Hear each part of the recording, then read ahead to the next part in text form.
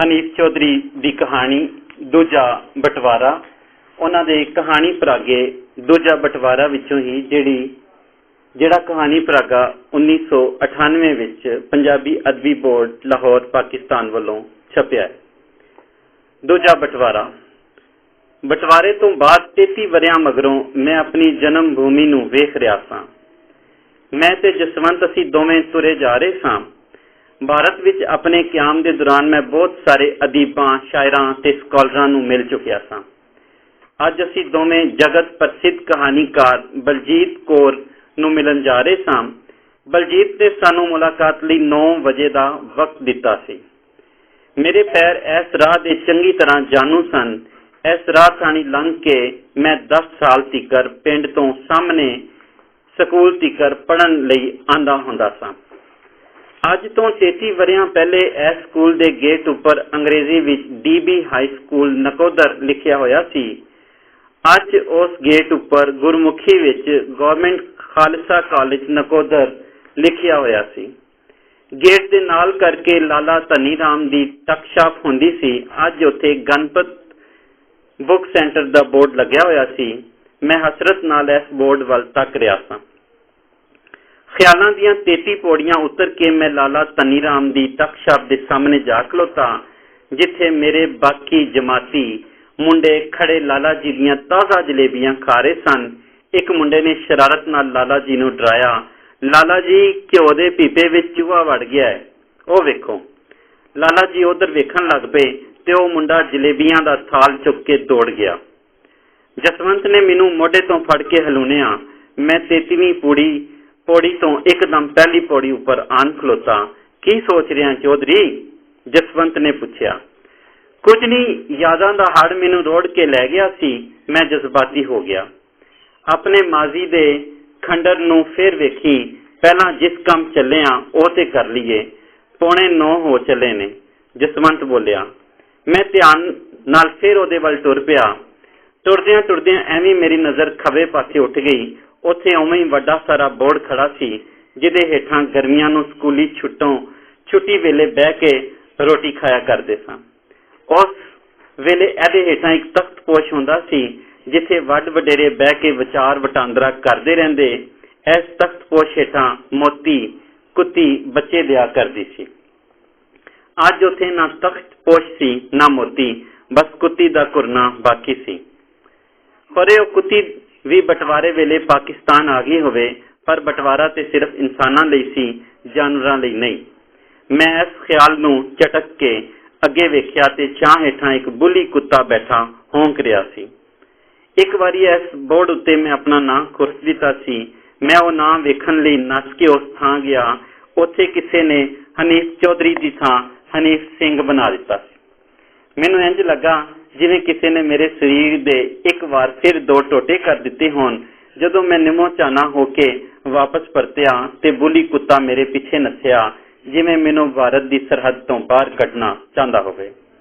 जसवंत मेरे हाल दा वाकफ सी ते कहण लगा, अपनियां यादां दे सिवियां नूं किथे वेखेगा? सच जसवंत सिया, मैं होका भर के आखिया। जे असीं बलजीत कौर नूं ना मिलना हुंदा ते मैं अपने बचपन की एक याद नूं वेखदा ते समेटदा ते फिर चलना। जसवंत ने मेरे बराबर होके मेरा सज्जा हाथ फड़ लिया ते मेरे नाल टुरना शुरू कर दिता।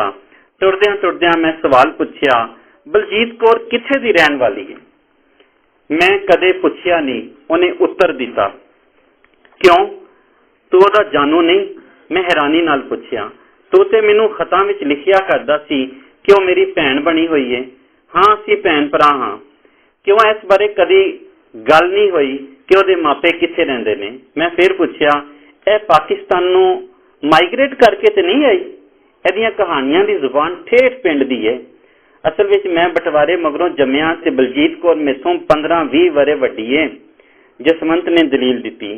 जसवंत उस मकान अगे जा खलोता जिथे पित्तल दे लफ्जां विच सरदार बलवंत सिंह दी नेम प्लेट लगी हुई सी। जदों जसवंत ने कॉल बैल उपर हथ रखिया ते खरे मेरियां धड़कनां क्यों तेज हो गईयां। मैं अपनी बुशर्ट दे कॉलर ठीक कीते ते बूट चाड़े। जद नूं एक कमजोर जी आवाज आई ते रत्ता को बूहा खुलिया। कौन है? ਜਸਵੰਤ ਵੀਰ ਘੰਟੀ ਵਜਾਉਣ ਦੀ ਕੀ ਲੋੜ ਸੀ, ਲੰਘ ਆਉਂਦਾ। ਦੀਦੀ ਮੇਰੇ ਨਾਲ ਪਾਕਿਸਤਾਨ ਵਿੱਚੋਂ ਆਇਆ ਹੋਇਆ ਇੱਕ ਪ੍ਰਾਹੁਣਾ ਵੀ ਹੈ। ਜਸਵੰਤ ਨੇ ਬਾਹਰ ਖੜੇ ਖੜੇ ਦੱਸਿਆ। ਤੁਸੀਂ ਬੈਠਕ ਖੋਲ ਦਿਓ। ਜਸਵੰਤ ਨੇ ਬੈਠਕ ਖੋਲੀ। ਅਸੀਂ ਅੰਦਰ ਜਾ ਬੈਠੇ। 2 ਮਿੰਟ ਲੰਘ ਗਏ। ਜਦੋਂ ਬਲਜੀਤ ਬੈਠਕ ਦੇ ਅੰਦਰ ਵੜੀ ਤੇ ਮੇਰਾ ਉੱਪਰਲਾ ਸਾਹ ਉੱਪਰ ਤੇ ਹੇਠਲਾ ਸਾਹ ਹੇਠਾਂ ਰਹਿ ਗਿਆ। ਹੈਰਾਨੀ ਨਾਲ ਮੈਨੂੰ ਪੱਗਰ ਆ ਗਿਆ। ਉਹ ਸਾਡੇ ਪਿੰਡ ਦੀ ਕੁੜੀ ਜੀਜਾਂ ਸੀ। ਅਜ਼ੀਜ਼ ਬੀਬੀ ਜਿਹੜੀ 14ਵੀਂ ਵਿੱਚ ਪੜ੍ਹਦੀ ਸੀ, ਜਿਸ ਨੂੰ ਬਟਵਾਰੇ ਵਿੱਚ ਗੁੰਡਿਆਂ ਨੇ ਹੌਸਟਲ ਤੋਂ ਅਗਵਾ ਕਰ ਲਿਆ ਸੀ।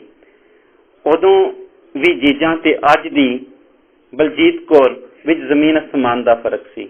ਜੀਜਾਂ ਦੀਆਂ ਅੱਖਾਂ ਉੱਤੇ ਦੁੱਪੜ ਸ਼ੀਸ਼ਿਆਂ ਵਾਲੀ ਐਨਕ ਚੜੀ ਹੋਈ ਸੀ। ਸਿਰ ਦੇ ਵਾਲ ਬਰਫ਼ ਦੀ ਕਾਰ ਸਫੇਦ, ਰੰਗਤ ਪੀਲੀ, ਰਗਾਂ ਫੁੱਲੀਆਂ ਹੋਈਆਂ। ਹਾਂ, ਸੱਜੇ ਬੁੱਲ ਦੇ ਉੱਪਰ ਕਰਕੇ ਕਾਲਾ ਤਿਲ ਉਂਝ ਹੀ ਹੱਸ ਰਿਹਾ ਸੀ, ਜਿਵੇਂ ਨਿੱਕੀ ਹੁੰਦੀ ਦਾ ਮੁਸਕਰਾਉਂਦਾ ਰਹਿੰਦਾ ਸੀ। ਇੱਕ ਵਾਰੀ ਮੇਰੇ ਸਾਹਮਣੇ ਉਹ ਜੀਜਾਂ ਆ ਖੜੀ ਹੋਈ, ਜਿਹੜੀ ਇੱਕ ਵਾਰੀ ਮੇਰੀ ਭੈਣ ਨਾਲ ਰਲ ਕੇ ਸਾਡੇ ਖੂਹ ਤੇ ਛੱਲੀਆਂ ਭੁੰਨਣ ਗਈ ਸੀ ਤੇ ਧੂਣੀ ਦੀ ਅੱਗ ਨਾਲ ਉਹਦੀ ਮਲਮਲ ਦੀ ਚੁੰਨੀ ਸੜ ਗਈ ਸੀ। ਤੇ ਉਸ ਨੂੰ ਉਸ ਵੇਲੇ ਪਤਾ ਚੱਲਿਆ ਜਦੋਂ ਅੱਗ ਕਮੀਜ਼ ਨੂੰ ਜਾ ਲੱਗੀ। ਕੂਕਾਂ ਚੀਕਾਂ ਸੁਣ ਕੇ ਜਦੋਂ ਮੈਂ ਖੂਹ ਵੱਲ ਨੱਸਿਆ ਤੇ ਉਹ ਪਾਣੀ ਦੇ ਚੁੱਲ੍ਹੇ ਵਿੱਚ ਬੈਠੀ ਰੋ ਰਹੀ ਸੀ। ਪਰ ਅੱਜ ਦੀ ਜੀਜਾਂ ਮੈਨੂੰ ਇੰਝ ਜਾਪਿਆ ਜਿਵੇਂ ਮੈਂ ਸੁਪਨਾ ਵੇਖ ਰਿਹਾ ਹਾਂ। ਬਲਜੀਤ ਨੂੰ ਅੰਦਰ ਆਉਂਦਿਆਂ ਵੇਖ ਕੇ ਜਸਵੰਤ ਉੱਠ ਕੇ ਖਲੋ ਗਿਆ। ਮੈਂ ਵੀ ਇਹਤਰਾਮਨ ਉੱਠ ਖਲੋਤਾ। ਬਲਜੀਤ ਕੌਰ ਨੇ ਮੈਨੂੰ ਧਿਆਨ ਨਾਲ ਵੇਖਿਆ ਤੇ ਤੁਰੀ ਆਉਂਦੀ ਖਲੋ ਗਈ। ਮੱਥੇ ਉੱਤੇ ਪੱਗਰ ਆ ਗਿਆ। ਮੈਨੂੰ ਗੋਹ ਨਾਲ ਵੇਖਦੀ ਰਹਿ ਗਈ। ਜਸਵੰਤ ਜਾਣਕਾਰੀ ਕਰਾਉਣ ਲੱਗ ਪਿਆ। ਦੀਦੀ, ਇਹ ਪਾਕਿਸਤਾਨ ਦੇ ਨਾਮਵਰ ਕਹਾਣੀਕਾਰ ਹਨੀਫ ਚੌਧਰੀ ਨੇ ਤੇ PhD। ਬਲਜੀਤ ਨੇ ਮੈਨੂੰ ਸਮਝਾਣ ਲਿਆ ਤੇ ਬੇਸਬਰੀ ਨਾਲ ਮੇਰੇ ਵੱਲ ਵਧੀ ਤੇ ਮੇਰੇ ਗਲ ਲੱਗ ਕੇ ਰੋਣ ਲੱਗ ਪਈ ਤੇ ਬਹੁਤ ਚਿਰ ਰੋਂਦੀ ਰਹੀ। ਮੈਂ ਦਿਲਾਸਾ ਵੀ ਦਿੰਦਾ ਜਾਂਦਾ ਤੇ ਆਪ ਵੀ ਰੋਂਦਾ ਰਿਹਾ। ਚੁੱਪ ਕਰ ਮੇਰੀ ਭੈਣ, ਉਸ ਵੇਲੇ ਹਾਲਾਤ ਹੀ ਅਜਿਹੇ ਸਨ। ਵੇਲੇ ਦੇ ਹੜ ਨੂੰ ਕੌਣ ਰੋਕ ਸਕਦਾ ਹੈ? ਜੋ ਹੋਣਾ ਸੀ ਉਹ ਹੋ ਗਿਆ। ਤੇਰੀ ਭਾਲ ਵਿੱਚ ਪਤਾ ਨਹੀਂ ਤੇਰੇ ਮਾਂ-ਪਿਓ ਨੇ ਕੀ ਨਹੀਂ ਕੀਤਾ। ਚੁੱਪ ਕਰ ਮੇਰੀ ਭੈਣ। ਮੁਸ਼ਕਲ ਨਾਲ ਚੁੱਪ ਕਰਾ ਕੇ ਉਸ ਨੂੰ ਸੋਫੇ ਉੱਤੇ ਬਿਠਾਇਆ। ਜਸਵੰਤ ਹੱਕਾ ਬੱਕਾ ਖਲੋਤਾ ਪੁੱਛਣ ਲੱਗਾ, ਦੀਦੀ ਤੁਸੀਂ ਚੌਧਰੀ ਨੂੰ ਜਾਣਦੇ ਹੋ? ਇਹ ਮੇਰੇ ਪਿੰਡ ਦਾ ਭਰਾ ਹੈ। ਅਸੀਂ ਹੈਰਾਨ ਹੋ ਕੇ ਇੱਕ ਦੂਜੇ ਨੂੰ ਵੇਖਦੇ ਰਹੇ ਚੁੱਪਚਾਪ। ਫਿਰ ਮੈਨੂੰ ਪੁੱਛਣ ਲੱਗੀ, ਨੀਫੇ ਮੇਰੀ ਮਾਂ? ਤੇ ਬਾਕੀ ਗੱਲ ਉਹਦੇ ਸੰਗ ਵਿੱਚ ਫਸ ਗਈ। ਪਹਿਲਾਂ ਤੇ ਮੇਰੇ ਦਿਲ ਵਿੱਚ ਆਇਆ ਕਿ ਮੈਂ ਦੱਸ ਦਿਆਂ ਕਿ ਤੇਰੀ ਮਾਂ ਤੇਰੇ ਵਿਛੋੜੇ ਵਿੱਚ ਪਾਗਲ ਹੋ ਕੇ ਮਰ ਗਈ। ਫਿਰ ਮੈਂ ਸੋਚ ਕੇ ਉਹਦਾ ਦਿਲ ਵਧੇਰੇ ਟੁੱਟ ਜਾਏਗਾ, ਝੂਠ ਬੋਲਤਾ। ਰਾਜ਼ੀ ਬਾਜ਼ੀ ਹੈ, ਪਰ ਉਹਦੀ ਨਿਗਾਹ ਕਮਜ਼ੋਰ ਹੋ ਗਈ ਹੈ। ਲਾਠੀ ਦੇ ਸਹਾਰੇ ਨਾਲ ਤੁਰਦੀ ਫਿਰਦੀ ਹੈ। ਬਲਜੀਤ ਭੁੱਬਾ ਮਾਰ ਕੇ ਰੋਣ ਲੱਗ ਪਈ। ਮਾਂ ਦੀ ਯਾਦ ਬੁੱਕ ਭਰ ਕੇ ਹੰਝੂ ਲਿਆਂਦੀ ਰਹੀ। ਜਸਵੰਤ ਉੱਠ ਕੇ ਬਲਜੀਤ ਕੋਲ ਜਾ ਬੈਠਾ ਤੇ ਦਿਲਾਸਾ ਦੇਣ ਲੱਗ ਪਿਆ, ਪਰ ਉਹਦੀਆਂ ਅੱਖਾਂ ਵਿੱਚ ਵੀ ਅੱਥਰੂ ਆ ਗਏ। ਜਦ ਨੂੰ ਅੰਦਰ ਸੁੱਤਾ ਹੋਇਆ ਬਲਜੀਤ ਦਾ ਸਭ ਤੋਂ ਨਿੱਕਾ ਕਾਕਾ ਜਾਗ ਪਿਆ ਤੇ ਰੋਂਦਾ ਹੋਇਆ ਬਲਜੀਤ ਦੀ ਗੋਦ ਵਿੱਚ ਆ ਬੈਠਾ। ਮੁੰਡੇ ਨੂੰ ਚੁੱਪ ਕਰਾਉਣ ਦੀ ਥਾਂ ਆਪਣੇ ਅੱਥਰੂ ਦੁਪੱਟੇ ਨਾਲ ਪੁੰਝ ਕੇ ਪੁੱਛਣ ਲੱਗੀ, ਮਨੀਰੇ, ਅੱਬੇ ਨੂੰ ਉਸ ਵੇਲੇ ਬੁਖਾਰ ਆਉਂਦਾ ਸੀ, ਹੁਣ ਕੀ ਹਾਲ ਹੈ? ਠੀਕ ਹੈ। ਮੈਂ ਫਿਰ ਝੂਠ ਬੋਲ ਦਿੱਤਾ ਤੇ ਇਹ ਨਾ ਦੱਸਿਆ ਕਿ ਉਹ ਤੇ ਤੈਨੂੰ ਪਾਲਦਾ ਰੱਬ ਨੂੰ ਪਿਆਰਾ ਹੋ ਗਿਆ। ਤੇ ਮੇਰਾ ਭਰਾ ਸ਼ਫੀ, ਉਹ ਵਿਆਹ ਵਰਿਆ ਹੈ। ਮੈਂ ਦੱਸਿਆ ਉਹਦੇ 3 ਪੁੱਤਰ ਨੇ ਤੇ 2 ਕਾਕੀਆਂ ਤੇ ਤੇਰੀ ਨਿੱਕੀ ਭੈਣ ਤਾਜੀ, ਉਹ ਪਾਕਿਸਤਾਨ ਜਾਂਦਿਆਂ ਰਾਹ ਵਿੱਚ ਫੌਤ ਹੋ ਗਈ ਸੀ। ਇਹ ਸੁਣ ਕੇ ਬਲਜੀਤ ਪਾਗਲਾਂ ਵਾਂਗਰ ਮੂੰਹ ਵਿੱਚ ਦੁਪੱਟਾ ਲੈ ਕੇ ਰੋਣ ਲੱਗ ਪਈ। ਜਦ ਨੂੰ ਬਲਜੀਤ ਦੇ ਘਰ ਵਾਲਾ ਬਲਵੰਤ ਸਿੰਘ ਵੀ ਆ ਗਿਆ। ਜਸਵੰਤ ਨੇ ਜਾਣਕਾਰੀ ਕਰਾਈ ਤੇ ਉਹ ਗਲੋਕੜੀ ਪਾ ਕੇ ਮਿਲਿਆ। ਬਹੁਤ ਖੁਸ਼ ਮਿਜ਼ਾਜ, ਚਿੱਟਾ ਗੋਰਾ ਰੰਗ।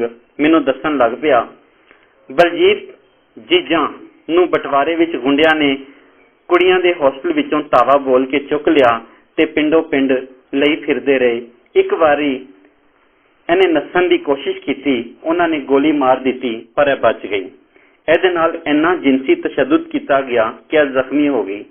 ਕਿਸੇ ਰਹਿਮਦਿਲ ਬੰਦੇ ਨੇ ਇਸ ਨੂੰ ਹਸਪਤਾਲ ਦਾਖਲ ਕਰਾ ਦਿੱਤਾ। ਉਹਨਾਂ ਦਿਨਾਂ ਵਿੱਚ ਮੇਰੀ ਪਤਨੀ ਪ੍ਰਭਜੋਤ TB ਦੇ ਰੋਗ ਪਰੋਂ ਹਸਪਤਾਲ ਵਿੱਚ ਦਾਖਲ ਸੀ। ਇਸ ਨੂੰ ਰੋਟੀ ਪਾਣੀ ਦੇਣ ਵਾਲਾ ਕੋਈ ਨਹੀਂ ਸੀ। ਡਾਕਟਰ ਨੇ ਤੇ ਨਰਸਾਂ ਦਵਾ ਦੇ ਕੇ ਚਲੇ ਜਾਂਦੇ। ਮੇਰੀ ਪਤਨੀ ਨੂੰ ਬਹੁਤ ਤਰਸ ਆਇਆ ਤੇ ਆਖਣ ਲੱਗੀ, ਇਸ ਵਿਚਾਰੀ ਦਾ ਕੋਈ ਨਹੀਂ, ਇਸ ਨੂੰ ਰੋਟੀ ਪਾਣੀ ਦੇ ਦਿਆ ਕਰੋ। ਮੈਂ ਘਰੋਂ ਰੋਟੀ ਪਾਣੀ ਲਿਆ ਕੇ ਦੇਣ ਲੱਗ ਪਈ। ਕਦੇ ਕਦੇ ਬਾਜ਼ਾਰੋਂ ਦਵਾ ਵੀ ਖਰੀਦ ਕੇ ਦੇ ਦਿੰਦਾ। ਇੰਜ ਬਲਜੀਤ ਦਾ ਮੇਰੇ ਉੱਪਰ ਇਤਮਾਦ ਵੱਜ ਗਿਆ। ਇਹ ਤੇ ਹੌਲੇ ਹੌਲੇ ਠੀਕ ਹੁੰਦੀ ਗਈ, ਪਰ ਪ੍ਰਭਜੋਤ ਦੀ ਹਾਲਤ ਖਰਾਬ ਹੁੰਦੀ ਗਈ। ਬਲਵੰਤ ਸਿੰਘ ਨੇ ਹੋਕਾ ਜਿਹਾ ਭਰਿਆ ਤੇ ਫਿਰ ਦੱਸਣ ਲੱਗਾ। ਫਿਰ ਇੱਕ ਦਿਨ ਪ੍ਰਭਜੋਤ ਮੈਨੂੰ ਛੱਡ ਗਈ।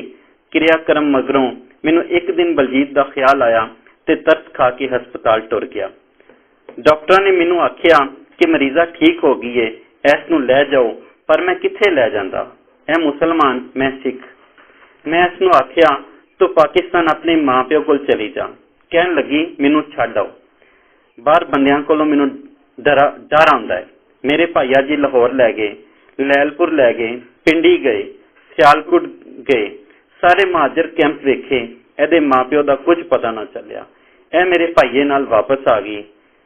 ਬਾਰ-ਬਾਰ ਇਹ ਕਹਿੰਦੀ ਮੈਨੂੰ ਬੰਦਿਆਂ ਕੋਲੋਂ ਡਰ ਲੱਗਦਾ ਹੈ। ਫਿਰ ਮਹਾਰਾਜ ਦੱਸੋ ਅਸੀਂ ਕੀ ਕਰ ਸਕਦੇ ਸਾਂ? ਜਾਨੋਂ ਤੇ ਮਾਰਨੋਂ ਰਹੇ। ਭਾਈਏ ਨੇ ਇਹਦੇ ਨਾਲ ਮੇਰਾ ਵਿਆਹ ਕਰ ਦਿੱਤਾ। ਜੇ ਮੈਂ ਵਿਆਹ ਨਾ ਕਰਦਾ ਤੇ ਬਾਹਰ ਧੱਕਾ ਦੇ ਦਿੰਦਾ, ਖਰੇ ਕੀ ਕਰਦੀ ਵਿਚਾਰੀ। ਹੁਣ ਜੇ ਇਹ ਆਪਣੇ ਮਾਂ ਪਿਓ ਨੂੰ ਮਿਲਣ ਜਾਣਾ ਚਾਹੁੰਦੀ ਏ ਤੇ ਲੈ ਜਾ ਨਾਲ, ਮੇਰੇ ਵੱਲੋਂ ਇਜਾਜ਼ਤ ਏ। ਬਲਜੀਤ ਦੇ ਚਿਹਰੇ ਉੱਪਰ ਖੁਸ਼ੀਆਂ ਦੇ ਮੋਤੀ ਖਿਲਰ ਗਏ। ਇਹਦਾ ਪਾਸਪੋਰਟ ਬਣਿਆ ਪਿਆ ਏ ਤੇ ਵੀਜ਼ਾ ਇਹਦਾ ਦੇਵਰ ਲਗਵਾ ਦੇਵੇਗਾ। ਬਲਵੰਤ ਨੇ ਮਸ਼ਵਰਾ ਦਿੱਤਾ। ਇਸ ਦੌਰਾਨ ਬਲਜੀਤ ਦੇ ਪੜਿਆਰ ਬੱਚੇ ਵੀ ਸਕੂਲੋਂ ਆ ਗਏ। ਕੁੱਛੜ ਚੁੱਕਿਆ ਕਾਕਾ ਰੋਣ ਲੱਗ ਪਿਆ। ਉਹਨੇ ਪਿਆਰ ਭਰੀਆਂ ਨਜ਼ਰਾਂ ਨਾਲ ਬੱਚਿਆਂ ਨੂੰ ਵੇਖਿਆ ਤੇ ਅੱਖਾਂ ਵਿੱਚ ਹੜ ਆ ਗਿਆ। ਮੈਂ ਪੁੱਛਿਆ, ਬੱਚੇ ਨਾਲ ਜਾਣਗੇ? ਲੈ ਜਾਵੇ, ਮੈਨੂੰ ਕੀ ਇਤਰਾਜ਼ ਏ? ਬਲਵੰਤ ਬੋਲਿਆ, ਆਖਰ ਮੋੜੀ ਆਣਾ ਹੈ। ਮੈਂ ਬਲਜੀਤ ਨੂੰ ਆਖਿਆ, ਚੱਲ ਤਿਆਰ ਹੋ, ਕੱਲ ਮੈਂ ਵਾਪਸ ਪਾਕਿਸਤਾਨ ਪਰਤ ਜਾਣਾ ਹੈ। ਐਨੀ ਛੇਤੀ ਵੀਜ਼ਾ ਤੇ ਨਹੀਂ ਲੱਗੇਗਾ, 2 ਦਿਨ ਰੁਕ ਜਾ, ਬਲਵੰਤ ਨੇ ਸਲਾਹ ਦਿੱਤੀ। ਬਲਜੀਤ ਨੇ ਬੱਚਿਆਂ ਨੂੰ ਵੀ ਤਿਆਰ ਕਰਨਾ ਹੈ। ਮੇਰੀ ਮਾਂ, ਮੇਰਾ ਪਿਓ ਖਰੇ ਮੈਨੂੰ ਕਬੂਲ ਕਰਨਗੇ ਕਿ ਨਹੀਂ? ਮੈਂ ਹੁਣ ਸਿੱਖਣੀ ਆ, ਮੁਸਲਮਾਨ ਨਹੀਂ ਰਹੀ। ਰੋਂਦੀ ਹੋਈ ਬਲਜੀਤ ਬੋਲੀ। ਵੇਖ, ਸੋਚ ਲੈ। ਬਲਵੰਤ ਬੋਲਿਆ, ਮੇਰੇ ਵੱਲੋਂ ਇਜਾਜ਼ਤ ਦੇ। ਜਸਵੰਤ ਪਰਸੋਂ ਤੈਨੂੰ ਵਾਘੇ ਛੱਡ ਆਵੇਗਾ। ਅਸੀਂ ਇਹ ਤੈਅ ਕਰਕੇ ਵਾਪਸ ਆ ਗਏ। ਸੋਚਾਂ ਦਾ ਸਮੁੰਦਰ ਕਦੇ ਮੈਨੂੰ ਕੰਢੇ ਤੋਂ ਦੂਰ ਲੈ ਜਾਂਦਾ, ਕਦੇ ਕੰਢੇ ਆ ਲਾਂਦਾ। ਜਦੋਂ ਜੀਜਾ ਨੂੰ ਇਹ ਪਤਾ ਚੱਲੇਗਾ ਕਿ ਉਹਦੇ ਮਾਂ ਪਿਓ ਸਭ ਮਰ ਖਪ ਗਏ ਨੇ ਤੇ ਮੈਂ ਝੂਠ ਬੋਲਿਆ ਤੇ ਕੀ ਆਖੇਗੀ? ਪਾਕਿਸਤਾਨੀ ਮੁਸਲਮਾਨ ਸਿੱਖ ਨਾਲ ਵਿਆਹ ਕਰਨ ਦੇ ਤਾਨੇ ਦੇਣਗੇ, ਉਹ ਕਿਵੇਂ ਬਰਦਾਸ਼ਤ ਕਰੇਗੀ? ਮੈਂ 2 ਦਿਨ 2 ਰਾਤਾਂ ਸੋਚਾਂ ਦੀ ਸੂਲੀ ਉੱਪਰ ਟੰਗਿਆ ਰਿਹਾ। ਚੌਥੇ ਦਿਨ ਮੈਂ ਵਾਘਾ ਬਾਰਡਰ ਉੱਪਰ ਖੜਾ ਸਾਂ। ਜਦ ਨੂੰ ਜਸਵੰਤ ਆ ਗਿਆ। ਉਹਦੇ ਪਿੱਛੇ ਕਈ ਔਰਤਾਂ ਸਨ। ਮੈਂ ਜਸਵੰਤ ਨੂੰ ਸਭੇ ਪੁੱਛਿਆ, ਆ ਗਿਆ ਜਸਵੰਤ? ਉਹ ਬੋਲਿਆ, ਹਾਂ, ਮੈਂ ਤੇਰੇ ਲਈ ਅਖਬਾਰ ਵੀ ਲੈ ਕੇ ਆਇਆ ਵਾਂ। ਰਾਹ ਵਿੱਚ ਪੜ੍ਹੀ। ਇੱਕ ਖਬਰ ਉੱਪਰ ਨਿਸ਼ਾਨ ਲੱਗਾ ਹੋਇਆ ਸੀ, ਜਗਤ ਪ੍ਰਸਿੱਧ ਕਹਾਣੀਕਾਰ ਬਲਜੀਤ ਕੌਰ ਰਾਤੀ ਹਾਰਟ ਅਟੈਕ ਭਰੋਂ ਸਵਰਗਵਾਸ ਹੋ ਗਈਆਂ। ਇਹ ਪੜ੍ਹ ਕੇ ਮੈਨੂੰ ਇੰਜ ਲੱਗਾ ਜਿਵੇਂ ਇੱਕ ਵਾਰ ਫੇਰ ਬਟਵਾਰਾ ਹੋ ਗਿਆ ਹੋਏ।